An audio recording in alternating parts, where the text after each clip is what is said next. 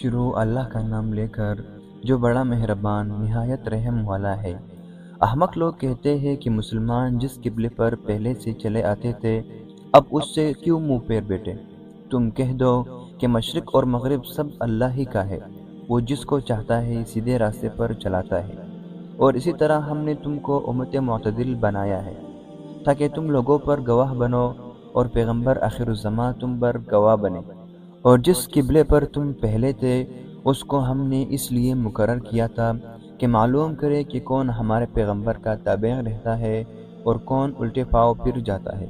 اور یہ بات یعنی تحویل قبلہ لوگوں کو گراں معلوم ہوتی ہے، مگر جن کو اللہ نے ہدایت بخشی وہ اسے گراں نہیں سمجھتے۔ اور اللہ ایسا نہیں کہ تمہارا ایمان کو یوں ہی ضائع کر دے۔ اللہ تو لوگوں پر بڑا مہربان اور صاحب رحمت ہے۔ اے پیغمبر، ہم تمہارا آسمان کی طرف منہ پھیر پھیر کر دیکھنا دیکھ رہے ہیں، سو ہم تم کو اسی قبلے کی طرف جس کو تم پسند کرتے ہو منہ کرنے کا حکم دیں گے۔ تو اپنا منہ مسجد احرام یعنی خانہ کعبہ کی طرف پھیر لو، اور تم لوگ جہاں ہوا کرو نماز پڑھنے کے وقت اسی مسجد کی طرف منہ کر لیا کرو۔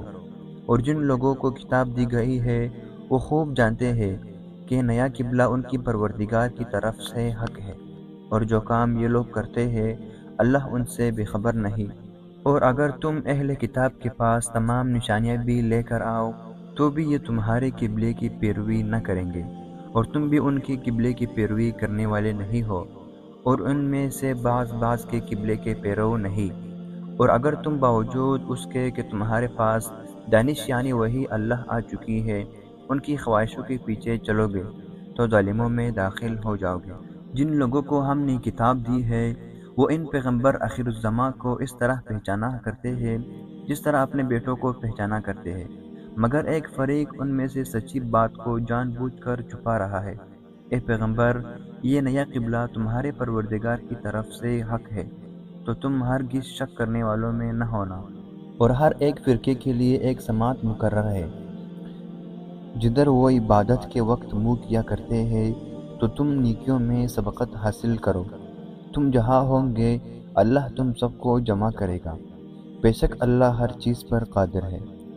اور تم جہاں سے نکلو نماز میں اپنا منہ مسجد محترم کی طرف کر لیا کرو، بے شک وہ تمہارے پروردگار کی طرف سے حق ہے، اور تم لوگ جو کچھ کرتے ہو اللہ اس سے بے خبر نہیں۔ اور تم جہاں سے نکلو مسجد محترم کی طرف منہ کر کے نماز پڑھا کرو، اور مسلمانوں تم جہاں ہوا کرو اسی مسجد کی طرف رخ کیا کرو۔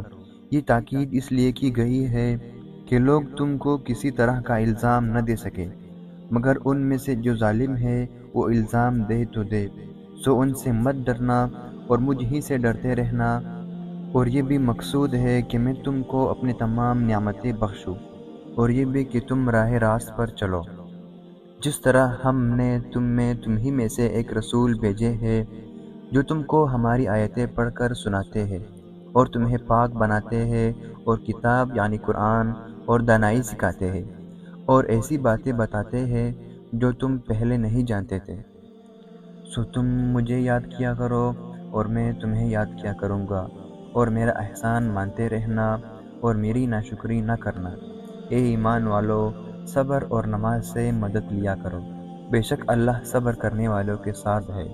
اور جو لوگ اللہ کے راہ میں مارے جائے ان کی نسبت یہ نہ کہنا کہ وہ مرے ہوئے ہیں، وہ مردہ نہیں بلکہ زندہ ہے، لیکن تم نہیں جانتے۔ اور ہم کسی قدر خوف اور بھوک اور مال اور جانوں اور میووں کی نقصان سے تمہاری آزمائش کریں گے، تو صبر کرنے والوں کو اللہ کی خوشنودی کی بشارت سنا دو۔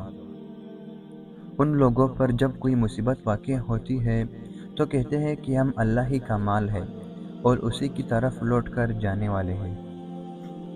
یہی لوگ ہیں جن پر ان کی پروردگار کی مہربانی اور رحمت ہے، اور یہی لوگ سیدھے راستے پر ہیں۔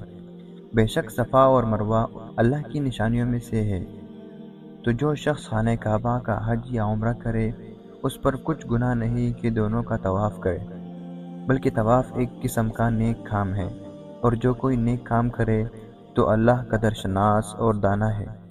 جو لوگ ہمارے حکموں اور ہدایتوں کو جو ہم نے نازل کی ہے کسی غرض فاسد سے چھپاتے ہیں باوجود یہ کہ ہم نے ان لوگوں کے سمجھانے کے لیے اپنی کتاب میں کھول کھول کر بیان کر دیا ہے۔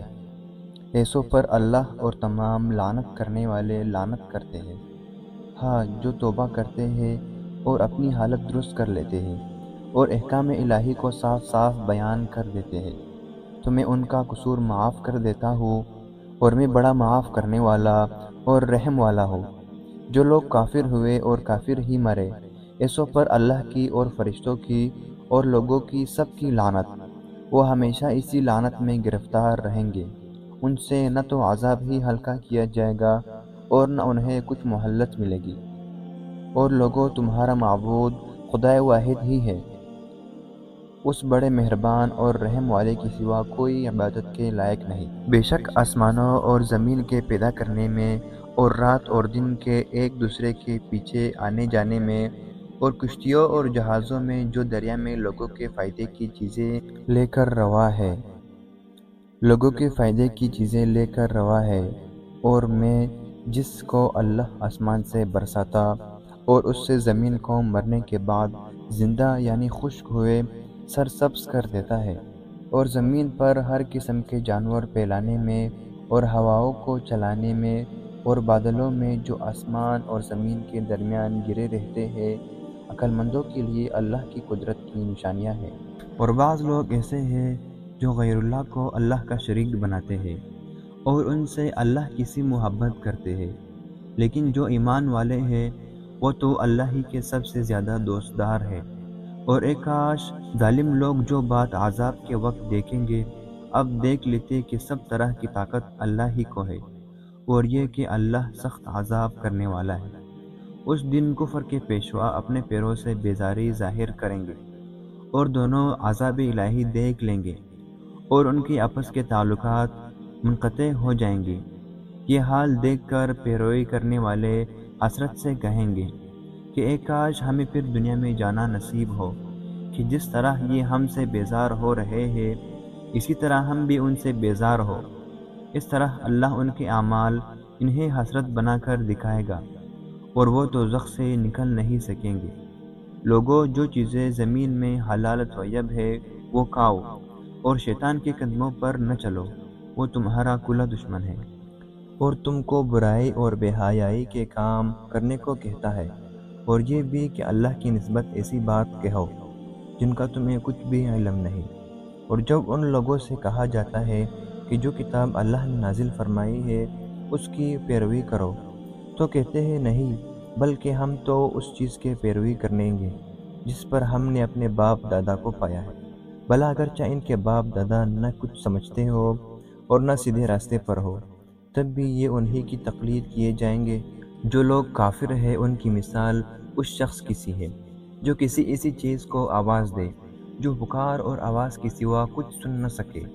یہ بہرے ہیں، گونگے ہیں، اندھے ہیں کہ کچھ سمجھ ہی نہیں سکتے۔ اے اہل ایمان، جو پاکیزہ چیزیں ہم نے تم کو عطا فرمائی ہے ان کو کھاؤ، اور اگر اللہ ہی کے بندے ہو تو اس کی نعمتوں کا شکر بھی ادا کرو۔ اس نے تم پر مرا ہوا جانور اور لہو اور سور کا گوشت اور جس چیز پر اللہ کے سوا کسی اور کا نام پکارا جائے حرام کر دیا ہے۔ ہاں، جو ناچار ہو جائے بشرطِ اللہ کی نافرمانی نہ کرے اور حد ضرورت سے باہر نہ نکل جائے، اور اس پر کچھ گناہ نہیں، بے شک اللہ بخشنے والا اور رحم کرنے والا ہے۔ جو لوگ اللہ کی کتاب سے ان آیتوں اور ہدایتوں کو جو اس نے نازل فرمائی ہے چھپاتے اور ان کے بدلے تھوڑی سی قیمت یعنی دنیاوی منفعت حاصل کرتے ہیں، وہ اپنے پیٹھوں میں محض آگ بھرتے ہیں۔ ایسے لوگوں سے اللہ قیامت کے دن نہ کلام کرے گا اور نہ ان کو گناہوں سے پاک کرے گا، اور ان کے لیے دکھ دینے والا عذاب ہے۔ یہ وہ لوگ ہیں جنہوں نے ہدایت چھوڑ کر گمراہی اور بخشش چھوڑ کر عذاب خریدا۔ یہ آتش جہنم کیسے برداشت کرنے والے ہیں۔ یہ اس لیے کہ اللہ نے سچائی کے ساتھ نازل فرمایا ہے، اور جن لوگوں نے اس کتاب میں اختلاف کیا وہ ضد میں آ کر نیکی سے دور ہوا۔ نیکی یہی نہیں کہ تم مشرق یا مغرب کو قبلہ سمجھ کر ان کی طرف منہ کر لو، بلکہ نیکی یہ ہے کہ لوگ اللہ پر اور روز آخرت پر اور فرشتوں پر اور اللہ کی کتاب پر اور پیغمبروں پر ایمان لائے اور مال باوجود عزیز رکھنے کے رشتہ داروں اور یتیموں اور محتاجوں اور مسافروں اور مانگنے والوں کو دے، اور گردنوں کے چڑانے میں خرچ کرے، اور نماز پڑھے اور زکوٰۃ دے، اور جب عہد کر لے تو اس کو پورا کرے، اور سختی اور تکلیف میں اور مرکہ کارزات کے وقت ثابت قدم رہے۔ یہی لوگ ہیں جو ایمان میں سچے ہیں، اور یہی لوگ ہیں جو اللہ سے ڈرنے والے ہیں۔ مومنو، تم کو مقتول کے بارے میں قصاص یعنی خون کے بدلے خون کا حکم دیا جاتا ہے، اس طرح پر کہ آزاد کے بدلے آزاد مارا جائے، اور غلام کے بدلے غلام، اور عورت کے بدلے عورت۔ اور اگر قاتل کو اس کے مقتول بھائی کے قصاص میں سے کچھ معاف کر دیا جائے تو وارث مقتول کو پسندیدہ طریق سے قرارداد کی پیروی یعنی مطالبہ خون بہا کرنا اور قاتل کو خوش ہوئی کے ساتھ ادا کرنا چاہیے۔ یہ پروردگار کی طرف سے تمہارے لیے آسانی اور مہربانی ہے۔ جو اس کے بعد زیادتی کرے اس کے لیے دکھ دینے کا عذاب ہے۔ اے اہل عقل، حکم قصاص میں تمہاری زندگانی ہے کہ تم قتل و خونریزی سے بچو۔ تم پر فرض کیا جاتا ہے کہ جب تم میں سے کسی کو موت کا وقت آ جائے تو اگر وہ کچھ مال چھوڑ کر جانے والا ہو تو ماں باپ اور رشتہ داروں کے لیے دستور کے مطابق وصیت کر جائے۔ اللہ سے ڈرنے والوں پر یہ ایک حق ہے۔ جو شخص وصیت کو سننے کے بعد بدل ڈالے تو اس کے بدلنے کا گناہ انہیں لوگوں پر ہے جو اس کو بدلے، اور بے شک اللہ سنتا ہے، جانتا ہے۔ اگر کسی کو وصیت کرنے والے کی طرف سے کسی وارث کی سرفرازی یا حق تلفی کا اندیشہ ہو تو اگر وہ وصیت کو بدل کر وارثوں میں صلح کرا دے تو اس پر کچھ گناہ نہیں، بے شک اللہ بخشنے والا اور رحم والا ہے۔ مومنو، تم پر روزے فرض کیے گئے ہیں جس طرح تم سے پہلے لوگوں پر فرض کیے گئے تھے تاکہ تم پرہیزگار بنو۔ روزوں کے دن گنتی کے چند روز ہیں، تو جو شخص تم میں سے بیمار ہو یا سفر میں ہو تو دوسرے دنوں میں روزوں کا شمار پورا کر لے، اور جو لوگ روزہ رکھنے کی طاقت رکھے لیکن رکھے نہیں، وہ روزے کے بدلے محتاجوں کو کھانا کھلا دے، اور جو کوئی شوق سے نیکی کرے تو اس کے حق میں زیادہ اچھا ہے، اور اگر سمجھو تو روزہ رکھنا ہی تمہارے حق میں بہتر ہے۔ روزوں کا مہینہ رمضان کا مہینہ ہے جس میں قرآن اول نازل ہوا، جو لوگوں کا رہنما ہے اور جس میں ہدایت کی کھلی نشانیاں ہیں، اور جو حق اور باطل کو الگ الگ کرنے والا ہے۔ تو جو کوئی تم میں سے اس مہینے میں موجود ہو چاہیے کہ پورے مہینے کے روزے رکھے، اور جو بیمار ہو یا سفر میں ہو تو دوسرے دنوں میں رکھ کر ان کا شمار پورا کر لے۔ اللہ تمہارے حق میں آسانی چاہتا ہے اور سختی نہیں چاہتا، اور یہ آسانی کا حکم اس لیے دیا گیا ہے کہ تم روزوں کا شمار پورا کر لو، اور اس احسان کے بدلے کہ اللہ نے تم کو ہدایت بخشی ہے تم اس کو بزرگی سے یاد کرو اور اس کا شکر کرو۔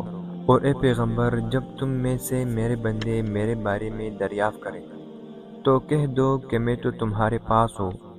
جب کوئی پکارنے والا مجھے پکارتا ہے تو میں اس کی دعا قبول کرتا ہوں، تو ان کو چاہیے کہ میرے حکموں کو مانیں اور مجھ پر ایمان لائے تاکہ نیک راستہ پائے۔ روزوں کی راتوں میں تمہارے لیے اپنی عورتوں کے پاس جانا جائز کر دیا گیا ہے، وہ تمہاری پوشاک ہے اور تم ان کی پوشاک ہو۔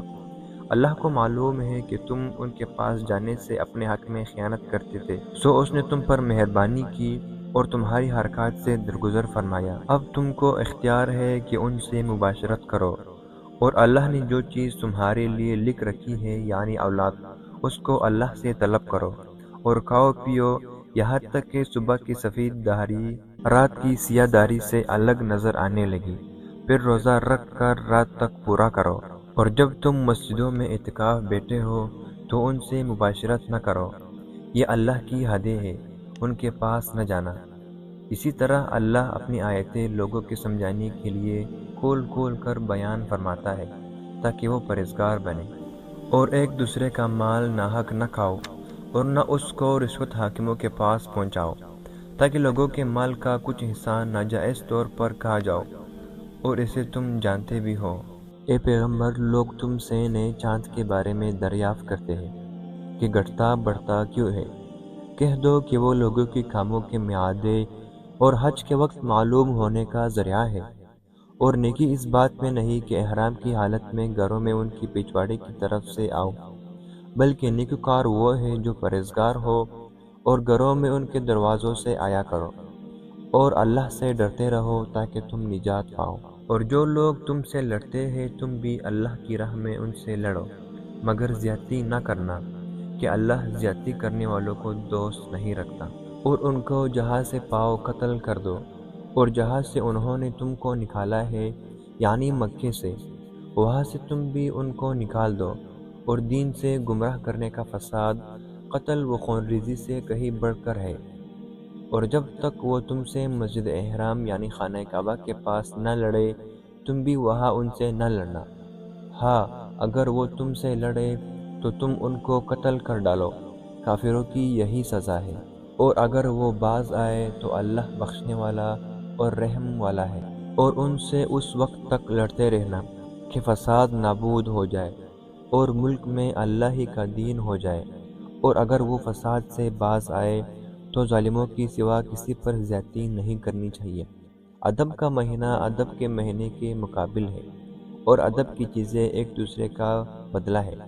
پس اگر کوئی تم پر زیادتی کرے تو جیسی زیادتی وہ تم پر کرے ویسے ہی تم اس پر کرو، اور اللہ سے ڈرتے رہو اور جان رکھو کہ اللہ ڈرنے والوں کے ساتھ ہے۔ اور اللہ کی راہ میں مال خرچ کرو اور اپنے آپ کو ہلاکت میں نہ ڈالو، اور نیکی کرو، بے شک اللہ نیکی کرنے والوں کو دوست رکھتا ہے۔ اور اللہ کی خوشنودی کے لیے حج اور عمرہ کو پورا کرو، اور اگر راستے میں روک لیے جاؤ تو جسے قربانی میسر ہو کر دو، اور جب تک قربانی اپنی مقام پر نہ پہنچے جائے سر نہ منڈاؤ۔ اور اگر کوئی تم میں سے بیمار ہو یا اس کے سر میں کسی طرح کی تکلیف ہو تو اگر وہ سر منڈا لے تو اس کے بدلے میں روزے رکھے یا صدقہ دے یا قربانی کرے۔ پھر جب تکلیف دور ہو کر تم مطمئن ہو جاؤ تو جو تم میں سے حج کے وقت تک عمرے سے فائدہ اٹھانا چاہے وہ جسے قربانی میسر ہو کرے، اور جس کو قربانی نہ ملے وہ 3 روزے ایام حج میں رکھے، اور 7 جب واپس ہو، یہ پورے 10 ہوئے۔ یہ حکم اس شخص کے لیے ہے جس کے اہل و عیال مکے میں نہ رہتے ہو۔ اور اللہ سے ڈرتے رہو اور جان رکھو کہ اللہ سخت عذاب دینے والا ہے۔ حج کے مہینے معین ہیں جو معلوم ہے، تو جو شخص ان مہینوں میں حج کی نیت کر لے تو حج کے دنوں میں نہ تو عورتوں سے اختلاط کرے، نہ کوئی برا کام کرے، اور نہ کسی سے جھگڑے۔ اور جو نیک کام تم کرو گے وہ اللہ کو معلوم ہو جائے گا۔ اور زاد راہ یعنی راستے کا خرچ ساتھ لے جاؤ، کیونکہ بہتر فائدہ زاد راہ کا پرہیزگاری ہے۔ اور اے اہل عقل، مجھ سے ڈرتے رہو، اس کا تمہیں کچھ گناہ نہیں کہ حج کے دنوں میں بذریعہ تجارت اپنی پروردگار سے روزی طلب کرو۔ اور جب عرفات سے واپس ہونے لگو تو مشعر حرام یعنی مزدلفے میں اللہ کا ذکر کرو، اور اس طرح ذکر کرو جس طرح سے اس نے تم کو سکھایا، اور اس سے پیشتر تم لوگ ان طریقوں سے محض ناواقف تھے۔ پھر جہاں سے اور لوگ واپس ہو وہیں سے تم بھی واپس ہو، اور اللہ سے بخشش مانگو، بے شک اللہ بخشنے والا اور رحمت کرنے والا ہے۔ پھر حج کے تمام ارکان پورے کر چکو تو منی میں اللہ کو یاد کرو، جس طرح اپنے باپ دادا کو یاد کرتے تھے، بلکہ اس سے بھی زیادہ۔ اور بعض لوگ ایسے ہیں جو اللہ سے التجا کرتے ہیں کہ اے ہمارے پروردگار، ہم کو جو دینا ہے دنیا ہی میں عنایت کر۔ ایسے لوگوں کا آخرت میں کچھ حصہ نہیں۔ اور بعض ایسے ہیں کہ دعا کرتے ہیں کہ اے ہمارے پروردگار، ہم کو دنیا میں بھی نعمت عطا فرما اور آخرت میں بھی نعمت بخشیو، اور دوزخ کے عذاب سے محفوظ رکھیو۔ یہی لوگ ہیں جن کے لیے ان کے کاموں کا حصہ یعنی اجر نیک تیار ہے، اور اللہ جلد حساب لینے والا اور جلد اجر دینے والا ہے۔ اور قیام منی کے دنوں میں جو گنتی کے دن ہے اللہ کو یاد کرو۔ اگر کوئی جلدی کرے اور 2 ہی دن میں چل دے تو اس پر بھی کچھ گناہ نہیں، اور جو بعد تک ٹھہرا رہے اس پر بھی کچھ گناہ نہیں۔ یہ باتیں اس شخص کے لیے ہے جو اللہ سے ڈرے، اور تم لوگ اللہ سے ڈرتے رہو اور جان رکھو کہ تم سب اس کے پاس جمع کیے جاؤ گے۔ اور کوئی شخص تو ایسا ہے جس کی گفتگو دنیا کی زندگی میں تم کو دلکش معلوم ہوتی ہے، اور وہ اپنی معافی الضمیر پر اللہ کو گواہ بناتا ہے، حالانکہ وہ سخت جھگڑالو ہے، اور جب پیٹ پیر کر چلا جائے تو زمین میں دوڑتا پھرتا ہے تاکہ اس سے فتنہ انگیزی کرے اور کھیتی کو برباد اور انسانوں اور حیوانوں کی نسل کو نابود کر دے، اور اللہ فتنہ انگیزی کو پسند نہیں کرتا۔ اور جب اس سے کہا جاتا ہے کہ اللہ سے خوف کرو تو غرور اس کو گناہ میں پھنسا دیتا ہے، سو ایسوں کو جہنم کی سزا ہے، اور وہ بہت برا ٹھکانہ ہے۔ اور کوئی شخص ایسا ہے کہ اللہ کی خوشنودی حاصل کرنے کے لیے اپنی جان بیچ ڈالتا ہے، اور اللہ بندوں پر بہت مہربان ہے۔ مومنو، اسلام میں پورے داخل ہو جاؤ اور شیطان کی پیچھے نہ چلو، وہ تو تمہارا صریح دشمن ہے۔ پھر اگر تم احکام روشن پہنچ جانے کے بعد لڑکھڑا جاؤ تو جان جاؤ کہ اللہ غالب اور حکمت والا ہے۔ کیا یہ لوگ ایسی بات کے منتظر ہیں کہ ان پر اللہ کا عذاب بادل کے سائبانوں میں آ نازل ہو، اور فرشتے بھی اتر آئے، اور کام تمام کر دیا جائے، اور سب کاموں کا رجوع اللہ ہی کی طرف ہے؟